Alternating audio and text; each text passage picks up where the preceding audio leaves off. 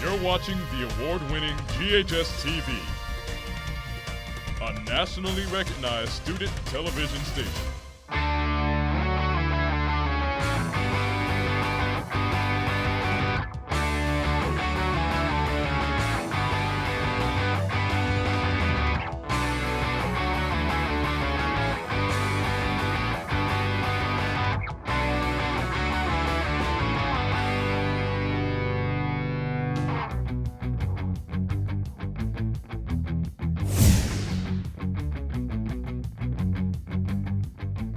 Hello and welcome to this special edition of GHS-TV's award-winning talk show, Crosstalk. I'm your host, Reyna Katko. It was once said that the only way to motivate people is to live a motivated life in front of them. For us, as young filmmakers, it is so important to see the professionals at work because it inspires us to do better. So, in that spirit, we took a trip to Montgomery, Alabama to spend the day on the set of the upcoming movie, Son of the South. I sat down with director Barry Alexander to discuss the movie and his connection to this southern city.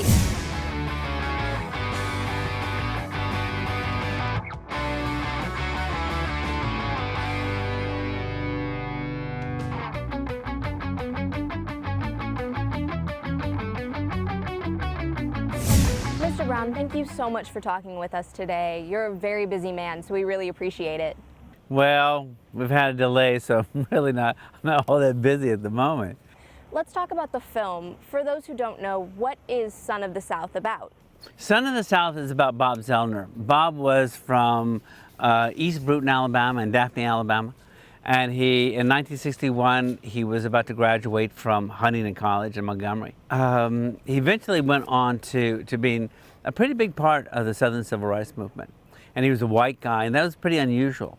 And what made him even more unusual was that his grandfather was really big in the Klan in Birmingham.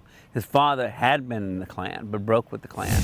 And the story is about how he came to make that choice. You know, the transition for him that happened in that spring and summer of 1961. Sing my song, it won't take long. We're gonna do the twist now, goes like this. You grew up in Alabama. How did your upbringing influence your portrayal of the South in the film? Well, you know, one thing that always bothers me about films that are set in the South is they just don't feel like the South. Because I think it's made by people who haven't spent 5 minutes in the South. I'd like to try and do this so he's talking and Bob appears and grabs the gun. And so I wanted to make a movie set here that felt like here. Try to shoot one?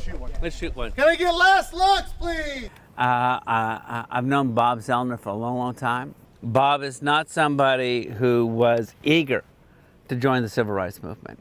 But over the course of that summer, he found himself in a place where some very famous and infamous incidents happened. The Greyhound Bus Depot riot, or the Freedom Riders riot in Montgomery in May 1961, where he went down there and pulled people out. And he was in Macomb, Mississippi. They were marching to protest the murder of a farmer, a black farmer in Macomb, who was gunned down by his white neighbor for the crime of trying to register to vote. And he was the only white person in that march. It's a story that uses very famous incidents that simply happened to him, that he was involved in, that he found himself in a place where he questioned, what am I going to do now? If this is not my fight, because this is my place in the world. This is the South. He's a Southerner. And if this is not his fight, what is his fight? You're almost at the end of filming. Do you think you've accomplished your goal of portraying the South as a real place? Yeah, I mean, it was right there in the script. I mean, for one thing, this is a very serious story, but there's a lot of humor in it. There's a lot of humor in it because Southerners are funny. No matter who you are, there's a very good likelihood you're funny in some way. Not funny inadvertently, you're funny on purpose. And Southerners like to play with language, and they like to tease. And I never see that in movies, hardly ever. That it's usually a very dire place. That's why I also call the film Son of the South, because Bob is a son of the South. And it changes everything when you're a son of the South. And all these other people are sons and daughters of the South. And we also have this idea of what son of the South should mean. I'm starting to wonder if you are aware of the poison in the apple that you have bitten into. Well, it ain't anything like that. We're not trying to stir up trouble. You actually wrote the script, which is based off of the book. How much did you change and how much did you keep true to the story? Well, you know, not only the book, but also Bob's stories. I've known Bob a long time, and Bob has told me all these stories. So, I mean, there was things in the book that are actually slightly inaccurate, only because of the problems of publishing. And Bob gave in on certain things to tell a certain story. Not that he lied, but sometimes he left people out of an incident that I know for a fact that they were there. Such as Rosa Parks was in the First Baptist Church when the police surrounded that church to arrest Bob and his 4 friends. Now, it's not in the book, but Bob has told me she was there and that she said this incredible thing to him. There's gonna come a time when something really bad happens right in front of you. And you're gonna have to decide which side you're on. Not choosing is a choice. And that's the theme of the movie. The story actually takes place in Montgomery. Why did you choose to keep that true to the book and film here? Oh man, well, for one thing, I'm from Montgomery, so I know all these places, you know, and there was a riot scene in this film. The Freedom Riders came, a very, very famous incident in the Civil Rights Movement. Action! The Freedom Riders came to Montgomery in May of 1961, and they were badly beaten there by a mob. And we could shoot right in front of the original Greyhound bus depot. Right there. I mean, wow, right? First Baptist Church, where Bob went in with his friends to do this research for a paper. We shot in First Baptist Church. We intend to benefit Montgomery much more from now on. You know, so you're able to not only be in Montgomery, Alabama, where it's supposed to take place, we were able to actually go to the very places and shoot in the very places. Shoot in the pew that these boys sat in. And that so many people, so many of the supporting cast are from here. The white mob in that riot scene, they're from here. You had these scenes that looks just horrific, right? But you say, Cut! and all of a sudden, all these white people are then helping all the black people up, and oh, I mean, are you okay? You know, so the very thing you see them doing, you know, is the very opposite of what everybody's feeling. They're all feeling very much a part of this scene and very supportive of each other, the white people and the black people. You know, and these are all people from Alabama. All these people are from Montgomery, you know, and I like that. Spike Lee is executive producer of the film, and you two are longtime friends and collaborators. What's it like being director as opposed to editor for his films? Spike and I go way, way back, nearly 40 years as friends. His father's from Alabama, from Snow Hill, Alabama. So he's got Alabama roots too. But Spike right now is directing a film in Thailand. And you know, when you're directing, that's what you can do. You can't do really anything else. So I'm here directing in Alabama. So to me, I think we have to have a shot like that at this stage. And I mean, Spike probably feels, hey, listen, Barry can do it. He doesn't need me to hold his hand. You know, I can't wait to show Spike the cut of the film, because he's certainly going to have ideas and he'll have a response. I certainly hope he does. And I'm sure he's not going to just put a rubber stamp on it and say, yeah, it's brilliant, Barry, brilliant. He'll have a thing or two to say, which I want him to say things because he's one of the greatest filmmakers of all time. Cut. Check the gate. And I'm lucky to have him as an executive producer.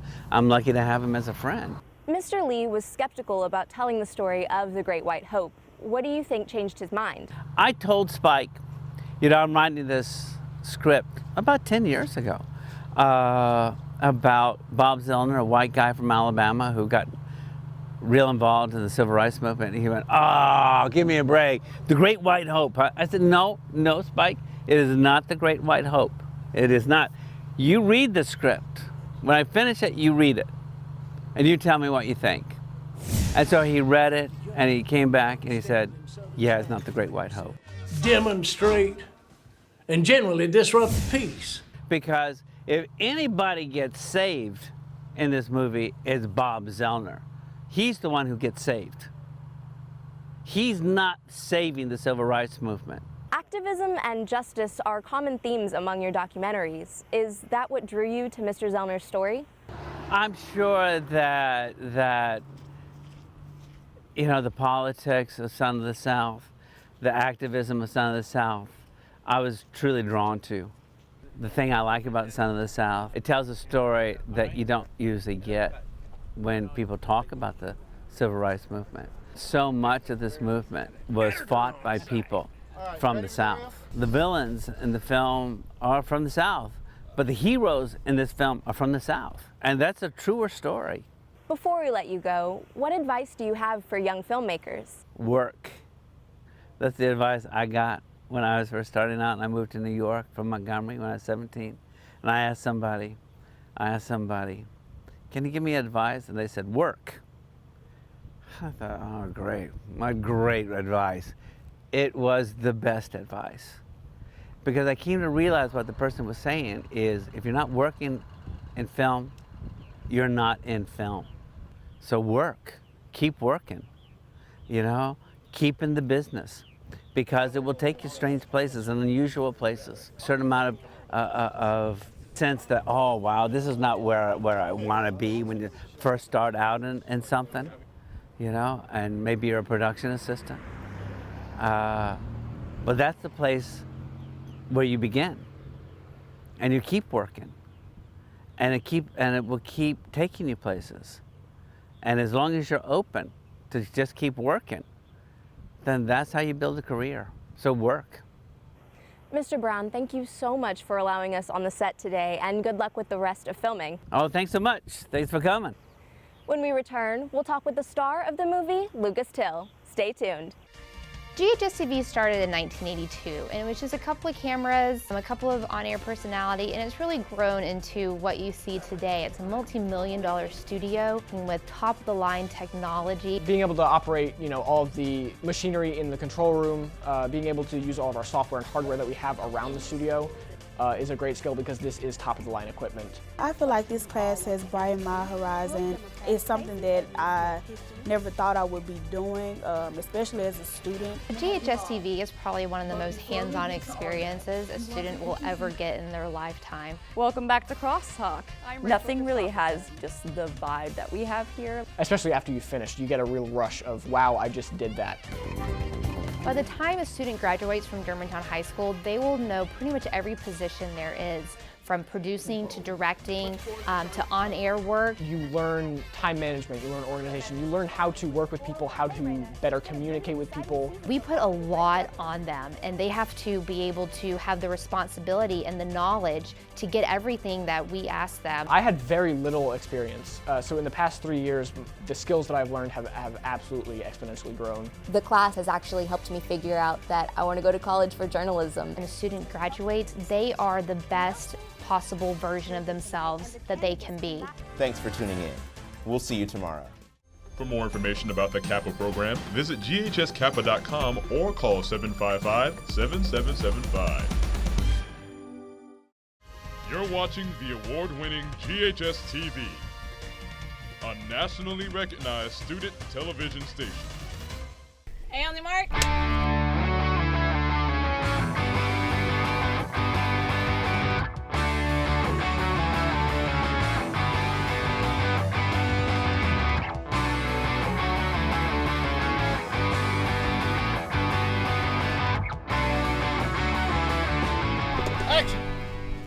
Welcome back. Son of the South has many big faces featured, such as Memphis's own Lucy Hale. The lead of the movie, Lucas Till, may not have won any awards yet, but he's certainly won the hearts of the viewers. Mr. Till, thank you so much for being here today. Mr. Till, please call me Lucas. Definitely not old enough to be called Mr. Till. Lucas, you play the role of Bob Zellner, who is the author of the book that Son of the South is based on. Did he give you any pointers on how to portray the role? No, well, I did talk to him, yes, and he came in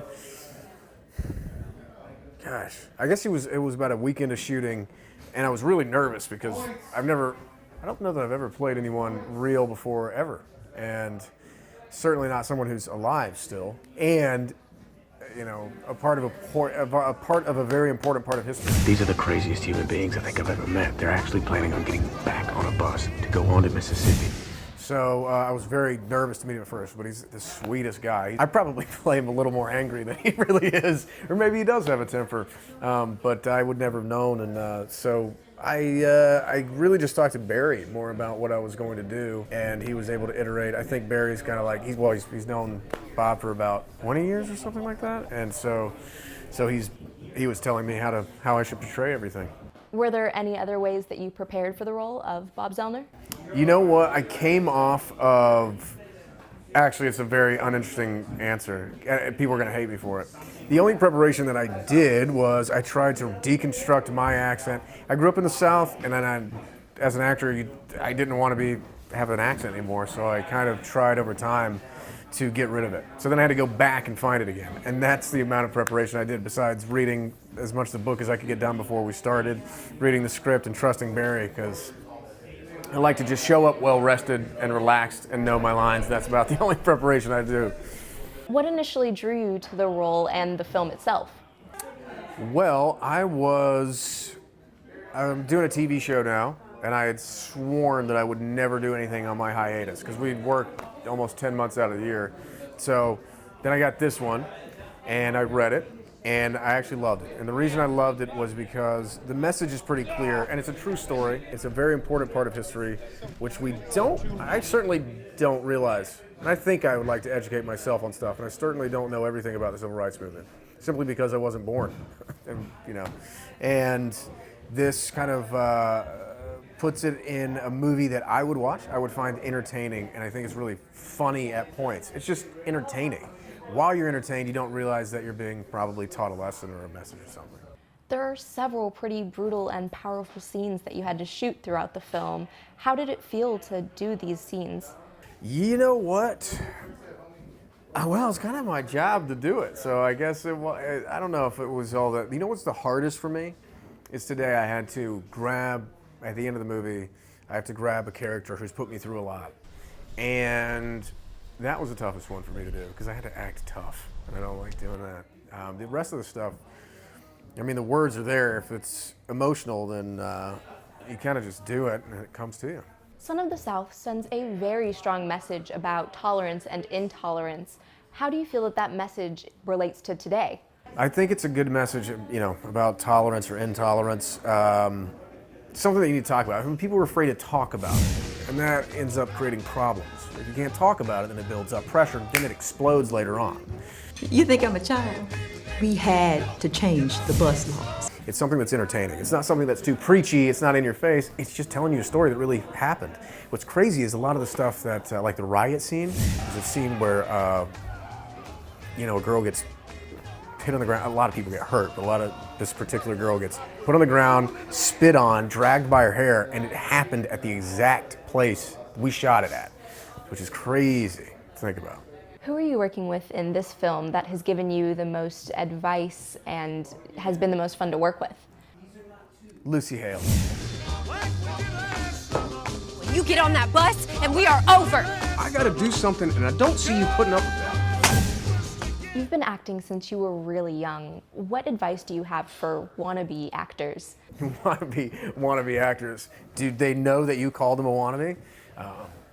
What I would recommend is test out if you really want it for the right reasons. And the right reasons would be because you like the work, because it's all you're going to be doing your whole life. All the way through? You got it. It's a huge investment, and you will sacrifice everything. I'm now 18 years in, and I still have to miss family things, and I just missed a wedding for this movie, for instance. That was pretty important.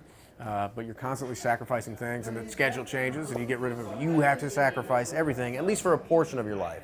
So you got to make sure that you really want it, and study hard.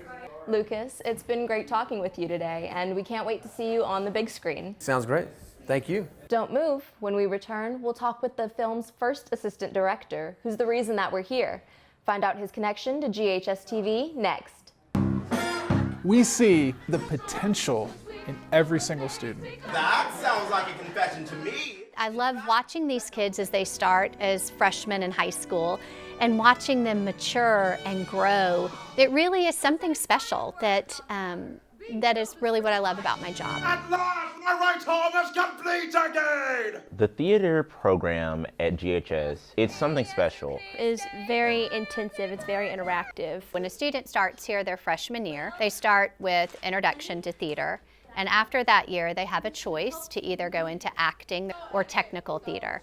And then after that, they join our production workshop class. It's the class that is completely run by students. The students do mostly everything. We build the sets, we do lighting, we make the costumes, we do the shows. It's very fun. I mean, everybody's very supportive of each other. Now we're all in this together. It's taught me so much about how to act and how to have a stage presence. Not only are we teaching the students the skills that they need to be a great performer or a great stage manager or a wonderful lighting designer, we're teaching them skills that they're going to be able to apply to whatever they do in their life. You guys are fabulous! This department not only makes wonderful theater, but more importantly, this department makes wonderful people. For more information about the Kappa program, visit GHS-Kappa.com or call 755-7775. You're watching the award-winning GHS-TV, a nationally recognized student television station. Hey, only Mark.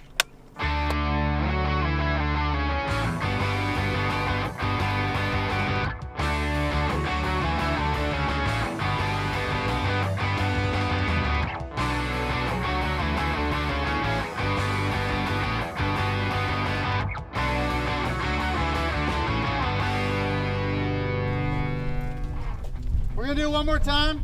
Welcome back to Crosstalk. I'm your host, Reyna Katko.